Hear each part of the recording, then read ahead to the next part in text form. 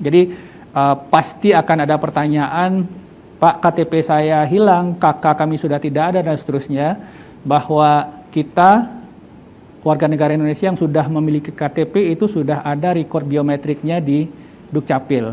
Ada sidik jari, ada foto, dan seterusnya. Ada informasi anak, jumlah keluarga, dan seterusnya.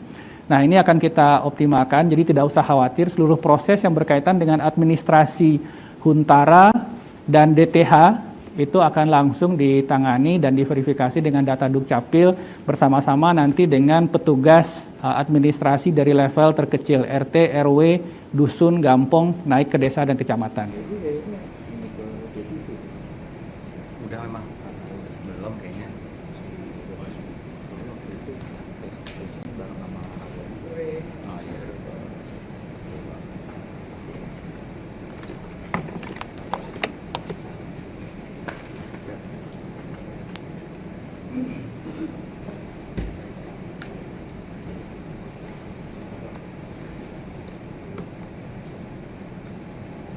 Assalamualaikum warahmatullahi wabarakatuh. Selamat sore, salam sejahtera untuk kita semua. Hari ini Minggu 28 Desember 2025. Kembali saya Abdul Muhari, Kepala Pusat Data, Informasi dan Komunikasi Kebencanaan BNPB.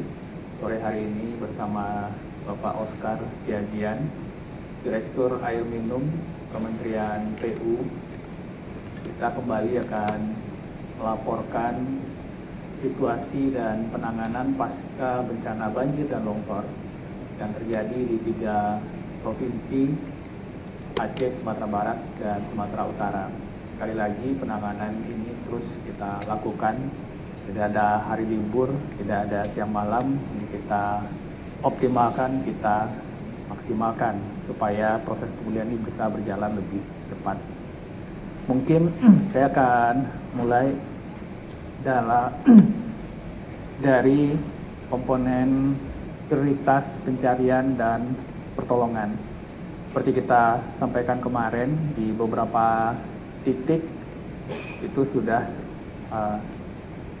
hampir dipastikan tidak ada jasad korban yang mungkin masih ada di kawasan pemukiman atau di pusat-pusat aktivitas warga, tetapi operasi pencarian ini masih terus dilakukan di sisi-sisi yang mungkin masih diidentifikasi sebagai site-site pencarian tim SAR gabungan. Hari ini tim SAR gabungan menemukan 2 jasad korban di Bener Meriah dan Aceh Utara. Sekali lagi, tidak henti-hentinya kita mengucapkan doa, simpati, dan belasungkawa yang mendalam. Innalillahi wa inna ilaihi raji'un. Sehingga per hari ini jumlah total korban jiwa rekapitulasi dari 3 provinsi itu menjadi 1.140 jiwa. Upaya pencarian masih diteruskan, tetapi tentu saja kita harapkan ini sudah menuju titik akhir. Meskipun demikian masih ada 163 nama yang dinyatakan masih hilang, dilaporkan masih dalam daftar pencarian. Ini tentu saja masih akan terus dilakukan pencarian hingga nanti kita bisa menekan angka korban hilang ini sekecil mungkin. Warga terdampak yang saat ini masih mengungsi terus berkurang. Tetapi tentu saja ini merepresentasikan bahwa ada dari warga terdampak yang sebelumnya mungkin mengungsi di titik-titik pengungsian yang tersebar, ini mulai kembali ke rumah masing-masing atau rumah kerabat, rumah saudara yang nantinya juga akan kita dukung dengan dana tunggu hunian. Total pengungsi saat ini 399.172 jiwa. Ini merupakan gabungan yang mengungsi di tenda-tenda pengungsi, titik-titik pengungsian maupun yang mengungsi secara mandiri. Tadi kami sampaikan baik itu di rumah kerabat, saudara maupun keluarga. Daerah yang menetapkan status transisi darurat setelah 1 bulan pasca bencana, total 19 kabupaten kota di 3 provinsi. Ada 6 di Aceh, 6 di Sumatera Utara, dan 7 di Sumatera Barat. Sedangkan masih ada 4 kabupaten kota lain yang saat ini masih dalam proses penetapan SK pimpinan daerah untuk masuk ke fase transisi darurat. Kita lihat beberapa kemajuan perbaikan pemulihan akses jalan, pembersihan fasum, faskos, fasdik, dan fasilitas ibadah. Hari ini kita melihat ke Aceh Utara, ke Langkahan. Ini ada pembukaan jalan, pembersihan Yayasan Darul Huda. Ini juga dilakukan siang dan malam. Kemudian pembersihan akses jalan dan fasilitas umum. Tim dari Kementerian PUPR, BNPB, TNI, Polri, relawan, BPBD semuanya bekerja bersama bahu-membahu akses jalan di Aceh Utara. Fasilitas umum, sekolah, madrasah yang kita harapkan nanti pada saat awal pembelajaran semester genap, nanti di minggu pertama bulan Januari, beberapa fasilitas pendidikan yang sebelumnya mungkin terdampak lumpur dan lain-lain ini sudah bisa kembali difungsikan. Meskipun demikian, kita juga menyiapkan beberapa tenda darurat sehingga untuk sekolah-sekolah yang memerlukan perbaikan, nanti proses belajar mengajar akan kita lakukan di tenda-tenda sementara. Pelayanan kesehatan kemarin juga sempat ditanyakan berkaitan dengan pemulihan atau layanan psikososial. Ini di setiap kabupaten kota secara berkala 1 hingga 2 kali seminggu terus kita lakukan. Kita mendatangkan ahli, dokter, psikiater, dan para relawan untuk bisa menyampaikan atau melaksanakan kegiatan-kegiatan psikososial tidak hanya untuk anak usia sekolah atau balita, tetapi juga untuk ibu rumah tangga dan secara umum warga yang terdampak. Ini tetap kita programkan, kita harapkan ini juga secara bertahap bisa memulihkan trauma yang didapat oleh saudara-saudara kita pasca bencana. Untuk logistik, kita lihat di Posko Halim, per hari ini sudah 1.566 ton yang masuk secara total dari awal, terdistribusi 1.503 ton. Jadi kalau kita lihat setiap hari rata-rata di Posko Halim ini menerima 100 ton dan kemudian langsung mendistribusikan 80 hingga 90 ton. Masih ada buffer stock yang kemudian kita gabung lagi dengan barang yang masuk pada hari berikutnya. Untuk Aceh, hari ini ada 11 sorti udara, 9,5 ton. Sumatera Utara itu 6 sorti udara dan kemudian ada sorti darat 16 ton sehingga total 26,2 ton. Sumatera Barat itu 1 ton logistik melalui jalur darat. Untuk Sumatera Utara, selain Posko Silangit, itu juga ada Lanut Suwondo dan juga Posko Kuala Namu. Jadi Posko Medan ini selain menerima dari Lanut Halim, Posko Nasional, ini juga kita optimalkan untuk belanja kebutuhan yang merupakan permintaan dari setiap kabupaten kota. Jadi Posko nasional yang ada di 3 provinsi ini setiap hari ini menerima permintaan pemenuhan kebutuhan yang langsung disampaikan Halim, Posko Nasional, ini juga kita optimalkan untuk belanja kebutuhan yang merupakan permintaan dari setiap kabupaten kota. Jadi Posko Nasional yang ada di 3 provinsi ini setiap hari ini menerima permintaan pemenuhan kebutuhan yang langsung disampaikan oleh pemerintah daerah. Nah, ini untuk Sumatera Barat kita upayakan belanja di Kota Padang. Untuk Sumatera Utara dan Aceh itu kita optimalkan belanja di Medan, pemenuhan kebutuhan logistik permintaan dari daerah ini yang merupakan logistik barang habis, sembako, hygiene kit dan seterusnya. Sehingga nanti di 3 daerah ini tidak hanya menerima dukungan atau kiriman logistik dari Jakarta, tetapi juga yang kita peroleh kita belanja dari Medan dan Sumatera Barat. Medan khususnya itu memenuhi kebutuhan Sumatera Utara dan juga kebutuhan Provinsi Aceh. Untuk pemenuhan kebutuhan energi khususnya listrik, untuk sementara di 2 kabupaten kota, Aceh Tengah dan Benar Meriah, hari ini Menteri ESDM mengirimkan 1.000 genset yang akan dibagi di 3 provinsi, dan ini sudah diterima di posko kita di Bener Meriah sebanyak 125 genset. Jadi 125 genset tambahan sudah sampai di Bener Meriah untuk kemudian kita distribusikan dari total 1.000 yang dikirim oleh Kementerian ESDM. Dukungan pemenuhan kebutuhan air bersih ini nanti secara detail akan disampaikan oleh Pak Oscar dari Kementerian PU, tetapi ini tetap kita terus penuhi baik dengan mobil tangki, sumur bor, dan juga tandon-tandon air yang secara rutin kita isi. Huntara, Huntap, dan DTH. Ini beberapa update yang sudah kita rekapitulasi.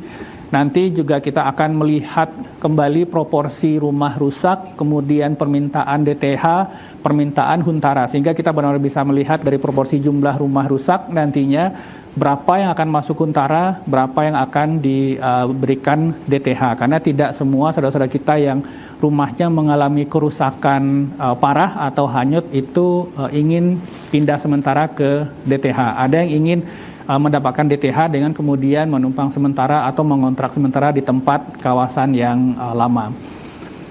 Paling banyak saat ini yang sudah menyatakan secara resmi surat permintaan pembangunan Huntara itu adalah Aceh Tamiang 13.000, kemudian Aceh Utara itu 6.700, Aceh Timur 4.700, Biren, Gayo Lues, dan seterusnya.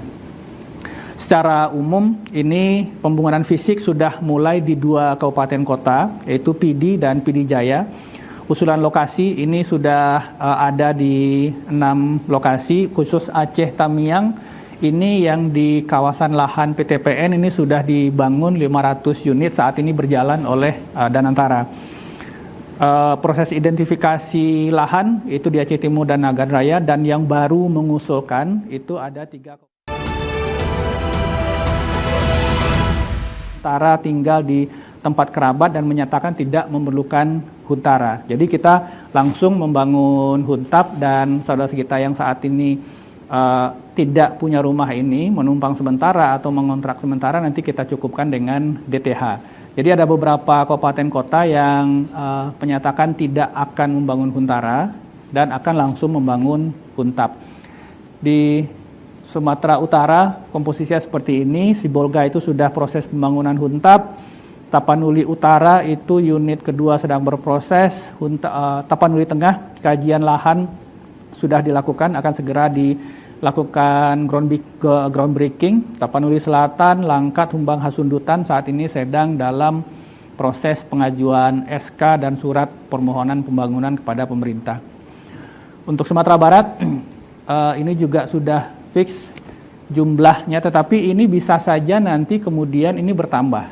Jadi kadang-kadang pengalaman kami di beberapa tempat, warga mungkin belum bisa membayangkan kira-kira kondisi Huntara itu seperti apa. Nah biasanya ketika ini sudah terbangun, ini juga mungkin ada beberapa yang kemudian juga menyatakan untuk sementara akan di Huntara. Ini akan terus dinamis dan kita akan update terus jumlah unit Huntara ini yang bergantung nantinya dari keputusan pimpinan daerah, Bupati Wali Kota. Jadi apabila ada perubahan, maka Bupati Wali Kota wajib untuk merevisi SK yang sudah diajukan sebelumnya, dan tentu saja sekali lagi warga penerima ini harus sudah diverifikasi dan divalidasi dengan data Dukcapil dari Kemendagri. Jadi pasti akan ada pertanyaan, Pak, KTP saya hilang, kakak kami sudah tidak ada, dan seterusnya, bahwa kita warga negara Indonesia yang sudah memiliki KTP itu sudah ada record biometriknya di Dukcapil. Ada sidik jari, ada foto, dan seterusnya, ada informasi anak, jumlah keluarga, dan seterusnya. Nah ini akan kita optimalkan, jadi tidak usah khawatir, seluruh proses yang berkaitan dengan administrasi Huntara dan DTH itu akan langsung ditangani dan diverifikasi dengan data Dukcapil bersama-sama nanti dengan petugas administrasi dari level terkecil, RT, RW, dusun, gampong, naik ke desa dan kecamatan. Ini beberapa progres Huntara di Tapanuli Utara, kemudian di Agam. Untuk Kabupaten Agam ini 117 unit ini kita targetkan selesai di akhir tahun ini paling tidak di tanggal 2 Januari, dan nanti akan kita jadikan percontohan juga untuk daerah lain untuk optimalisasi waktu penyelesaian pembangunan Huntara ini. Agam juga sudah mengusulkan tambahan lokasi, dan ini sudah kita lakukan pengecekan bersama Forkopimda, kemudian aspek institusi dan entitas terkait lainnya, termasuk juga universitas dan badan geologi BMKG, supaya memang benar kita pastikan lokasi ini untuk warga yang nantinya menetap sementara itu juga aman dari potensi bencana serupa.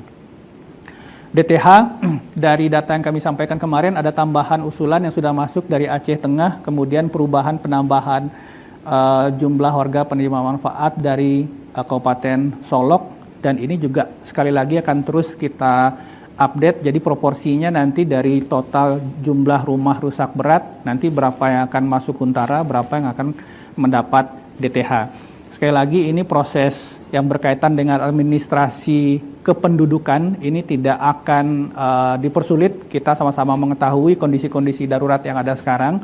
Kita akan optimalkan data kependudukan yang sudah ada tersimpan rapi di Dukcapil, dan verifikasinya kita akan menggunakan petugas dari level administrasi yang terkecil, RT, RW, kampung, dusun, gampong, desa, dan kecamatan. Proses penyaluran kemarin kami sampaikan bahwa dari cabang-cabang pembantu itu akan dilengkapi dengan petugas kecamatan. Saat ini ditambah lagi informasi baru oleh bank-bank himbara yang akan menjadi penyalur dana ini, bahwa bank akan jemput bola. Jadi bukan masyarakat yang harus datang ke bank, tapi bank yang akan datang ke tiap dusun, tiap kecamatan, tiap desa, ke titik-titik pengungsian terpusat untuk benar-benar memastikan warga yang terdaftar dalam SK Bupati yang sudah by name by address ini bisa mendapatkan hak-haknya. Untuk operasi modifikasi cuaca, ini kita bisa lihat bahwa hampir tidak ada bagian dari Aceh yang tidak kita jelajahi untuk modifikasi cuaca. Demikian juga dengan Sumatera Utara dan Sumatera Barat, karena sekali lagi ini adalah salah satu kunci utama dari percepatan penyelesaian pekerjaan fisik di darat, baik itu pemulihan infrastruktur, pemulihan energi, alur distribusi menggunakan udara. Heli kita tidak bisa jalan kalau misalkan udara buruk dan seterusnya. Ini benar-benar langkah yang paling penting dalam menjaga target-target yang sudah kita tentukan supaya operasi pemulihan ini benar-benar berjalan sesuai dengan rencana yang sudah ditetapkan. Mungkin itu yang bisa saya sampaikan. Saya akan memberikan waktu dan tempat kepada Pak Oskar untuk menyampaikan update dari sisi pemulihan sektor air minum. Pak Oskar, waktu dan tempat dipersilakan.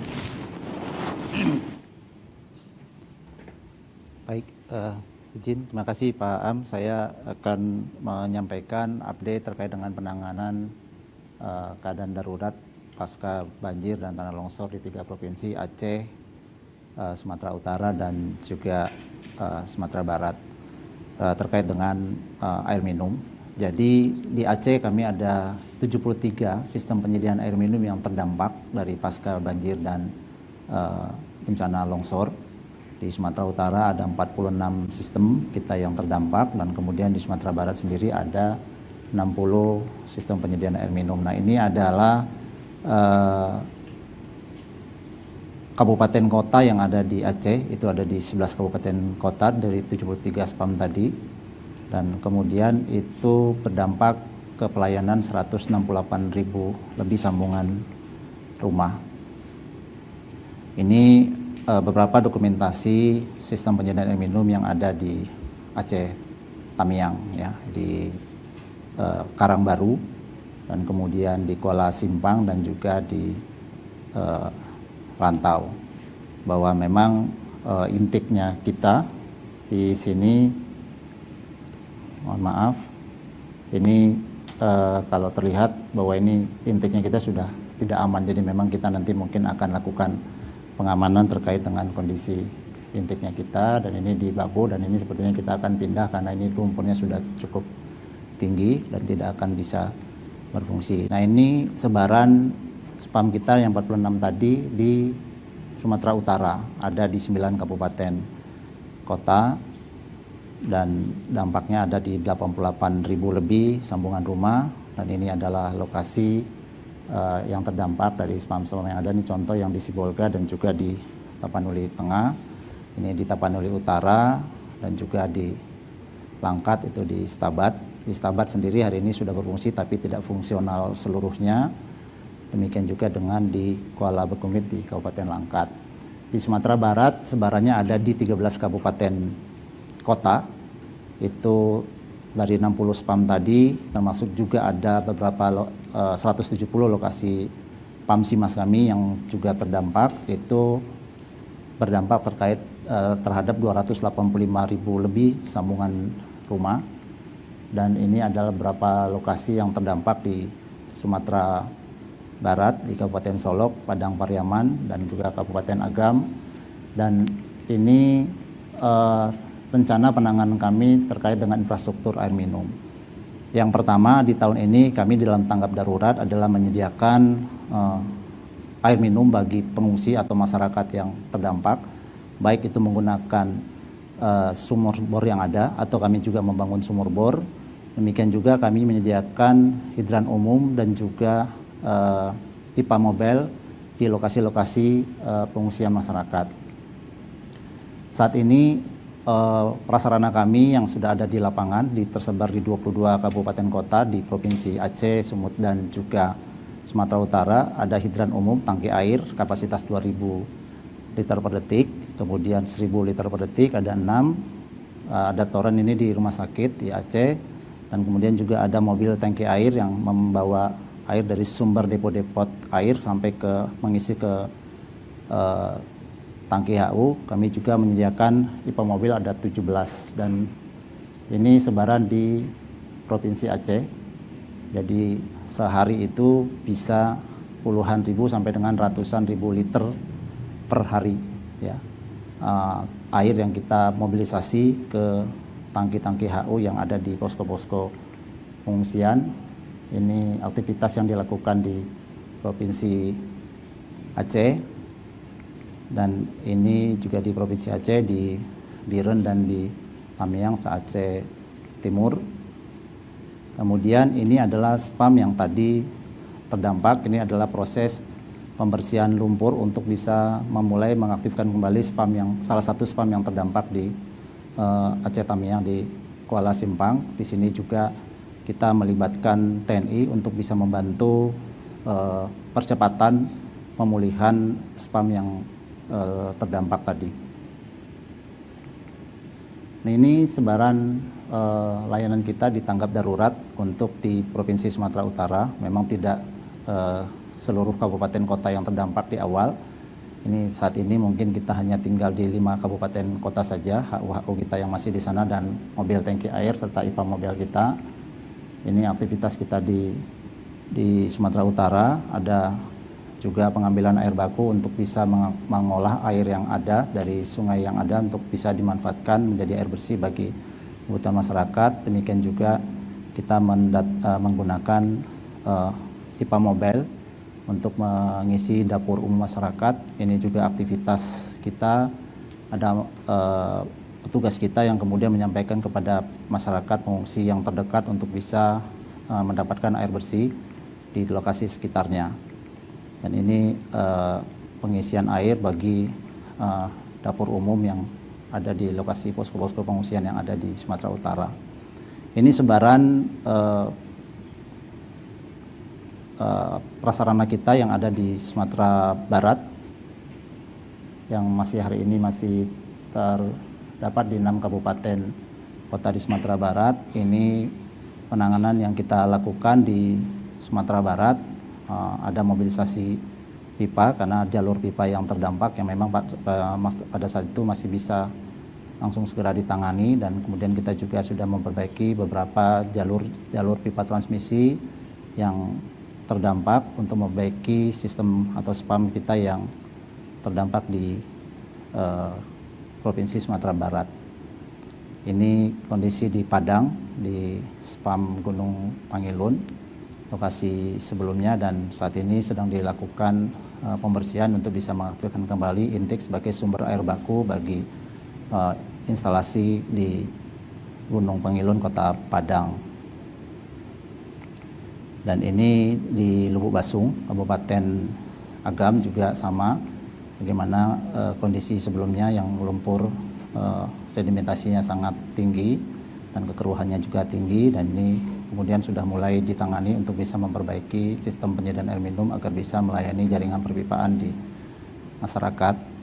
Dan ini di Spam Palukahan, Kota Padang, ya pipanya ada yang putus dan juga itu hancur, dan kemudian kita pindahkan ke darat. Ini adalah penanganan temporer gitu ya.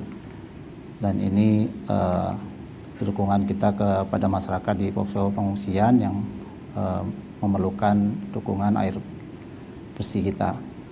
Nah, di tahap ini juga kita juga sudah memulai untuk mengaktifkan kembali spam yang terdampak tadi. Yang tadi sudah kita lakukan sebagian besar, mungkin hari ini pemulihan secara sistem lebih dari 50%, tetapi secara layanan mungkin kurang dari 50% masyarakat yang kembali dilayani dari ratusan ribu tadi. Nah, di tahap ini bersamaan kita juga memobilisasi sarana dan prasarana kita juga sudah memulai untuk mempermanenkan lagi sistem-sistem yang tadi terdampak. Jadi ada unit air baku yang ada di sini untuk kemudian bisa kita perbaiki kembali pengambilan air juga mechanical electricalnya, demikian juga dengan IPA dan reservoir. Kami belum masuk ke jalur distribusi karena tadi yang sudah disampaikan bahwa ada lokasi huntap, gitu, ada relokasi masyarakat yang jadi memang jaringannya mungkin harus kita pastikan kembali di tahun depan. Gitu. Kita juga menyiapkan sumur dalam dan sumur dangkal untuk kebutuhan masyarakat. Sumur dangkal sendiri diperlukan masyarakat hari ini untuk membersihkan lumpur-lumpur yang ada di permukiman dan di rumah-rumahnya mereka. Sedangkan sumur dalam bisa digunakan juga untuk kebutuhan air bersih sehari-hari. Jadi kita lakukan, dan ini perintah Menteri PU, kami harus menyelesaikan ini di Aceh Tamiang sampai dengan akhir Desember 2025. Sumur dangkal hari ini dan besok mungkin bisa diselesaikan. Kami diminta untuk menyelesaikan 48 sumur dangkal dan sumur dalam di khusus di Aceh Tamiang saja. Di luar kabupaten kota lain di Aceh. Dan ini aktivitas pekerjaan pembuatan sumur kami melibatkan masyarakat setempat, demikian juga dengan TNI. Dan ini prosesnya pembuatan sumur, ada masyarakat yang memang dilibatkan di sana. Demikian juga fasilitas sumur dangkal yang memang bisa digunakan oleh masyarakat untuk membersihkan rumah-rumahnya, ini sudah ada yang bisa dimanfaatkan. Nah, ini di Sumatera Barat hampir sama, jadi sumur itu bisa juga kita bikinkan menara air atau bisa masuk ke reservoir existing yang saat ini masih bisa digunakan atau dimanfaatkan, sehingga pada saat dibutuhkan masyarakat bisa memanfaatkan MTA, ngambil dari sebagai satu sumber depot air untuk kebutuhan air bersih yang akan dimobilisasi menuju ke tangki-tangki hidran umum. Demikian mungkin yang kami bisa sampaikan terkait dengan penanganan kami terkait sektor air minum di 3 provinsi tadi. Terima kasih. Baik, terima kasih Pak Oskar Siagian, Direktur Air Minum Kementerian PU. Tadi kita sudah melihat juga langkah-langkah jangka pendek, kemudian jangka menengah dan jangka panjang, darurat, transisi, dan kemudian permanen. Ini sangat penting karena sektor air minum juga merupakan hal yang paling krusial, yang paling dibutuhkan warga saat ini, dan kita sudah mendengarkan semua beberapa hal yang dilakukan oleh pemerintah, khususnya Kementerian PU untuk menjamin ketersediaan air minum ini tetap terpenuhi bagi warga terdampak. Mungkin itu yang bisa kami sampaikan. Sekali lagi, pemerintah daerah, organisasi masyarakat, relawan, segenap entitas warga masyarakat Indonesia, perusahaan, BUMN, swasta, kami mengucapkan terima kasih untuk kerja bersamanya, gotong royongnya, semangat bahu-membahunya untuk membantu saudara-saudara kita yang terdampak bencana banjir dan longsor ini, dengan harapan tentu saja sinergi dan kerjasama ini bisa terus kita jaga, kita tingkatkan untuk melakukan percepatan pemulihan kawasan terdampak. mungkin demikian kami akhiri. Wabillahi taufiq wal hidayah. Wassalamualaikum warahmatullahi wabarakatuh.